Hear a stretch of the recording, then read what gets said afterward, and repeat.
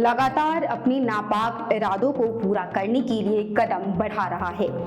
चीन ने अब भारत और चीन के बीच विवादित सीमा पर मध्य क्षेत्र में भारत पर दबाव बनाना शुरू कर दिया है, जिसे वास्तविक नियंत्रण रेखा या एलएसी के रूप में भी जाना जाता है।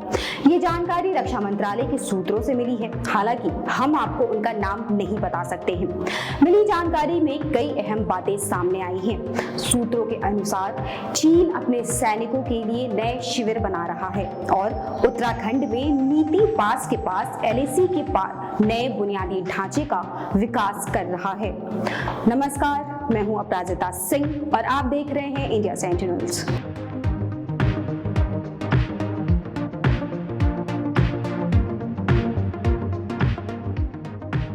जानकारी के अनुसार चीन ने भारत के नीति पास के पास एलएसी के पार सारंग और पोलिंग जिंदू में हेलीपैड और एक नए लिंक रोड बनाई है।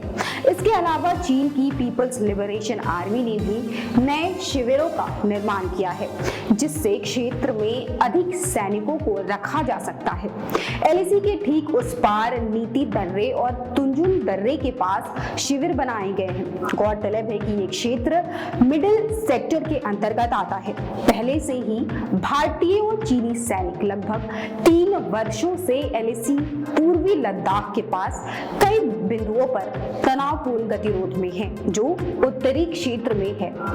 आपको बता दें कि जून 2020 में पूर्वी लद्दाख की गलवान घाटी में भारतीय सेना और पीएलए सैनिकों के बीच घातक झड़प हुई थी, जिसमें कम से कम 20 भारतीय सैनिक मारे गए थे। ईस्टर्न सेक्टर में भारतीय और चीनी सैनिक एलएसी के साथ विशेष रूप से तवांग क्षेत्र में आक्रामक रूप से गश्त कर रहे हैं। इस क्षेत्र में कभी-कभी दोनों देशों के सैनिकों के बीच झड़पें भी देखी गई हैं। हालांकि अब तक दोनों पक्षों के किसी भी सैनिक के हताहत होने की कोई खबर नहीं है। नॉर्दर्न और ईस्टर्न सेक्टर की तुलना में मिडिल सेक्टर में एलएसी चीनी सैनिकों के भारतीय क्षेत्र में सीमा पार करने और फिर वापस जाने की दुर्लभ रिपोर्टों के साथ कमोबेश असमान रहा है।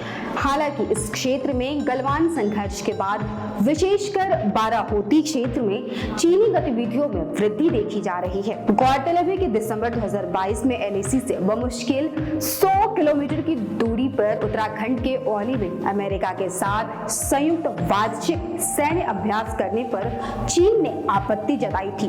उस समय भारत ने चीन को याद दिलाया था कि भारत को अपने क्षेत्र के भीतर कहीं भी सैन्य अभ्यास करने का अधिकार है और बीजिंग को बताया कि उसने विवादित सीमा पर शांति बनाए रखने के लिए नई दिल्ली के साथ हस्ताक्षरित कई समझौतों का एक तरफा उल्लंघन किया है। अभी खबरों में बस इतना ही। आगे सेना से जुड़े खबरों के लिए देखते रहें इंडिया सेंटिनल्स।